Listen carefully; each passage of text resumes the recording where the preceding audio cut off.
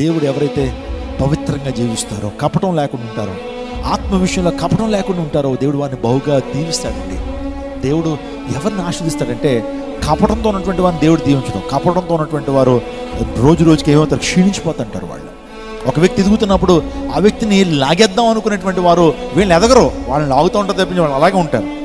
కానీ ఎవరైతే కపటం లేకుండా వారు నిర్దోషమైన మనస్తత్వాన్ని కలిగి ఉంటారో వాడు దీవించబడతాడండి, ఆశించబడతాడు. నువ్వెప్పుడు కూడా వాళ్ళు ఎదిగిపోతున్నారు, వీళ్ళు ఎదిగిపోతున్నారు, వాళ్ళు డెవలప్ అయిపోతున్నారు, వీళ్ళు డెవలప్ అయిపోతున్నారని ఈ ఆలోచన ఉంటుంది తప్పించి నువ్వు డెవలప్ అవడం నువ్వు చూసుకోవట్లా, నువ్వు ఆత్మలో వర్ధిల్లటం నువ్వు చూసుకోవట్లేదు. వాళ్ళని చూసి ఏళ్ళని చూసి కంపేర్ చేసుకుంటూ నువ్వు అసూయపడటమే జరిగిపోతుంది జీవితాంతం అంతా కూడా.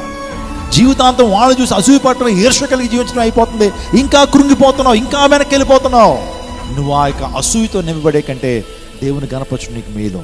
దానియేలు తన జీవితంలో పరిశుద్ధత కలిగినటువంటి వాడు, పవిత్రమైన జీవితాన్ని కలిగినటువంటి వాడు, స్తుతించేటువంటి వాడు, దేవుని గణపరిచేటువంటి వాడు, ప్రార్థనాపరుడు, నమ్మకస్తుడు. ఇక మాటలు చెప్పాలంటే దావీదు దేవునికి బహుప్రియుడుగా ఉన్నాడు, దానియేలు కూడా దేవునికి బహుప్రియుడిగా ఉన్నాడు. దేవుని గణపరచడానికి నువ్వు ఇష్టపడుతున్నావా? ఆయన గణపరచు.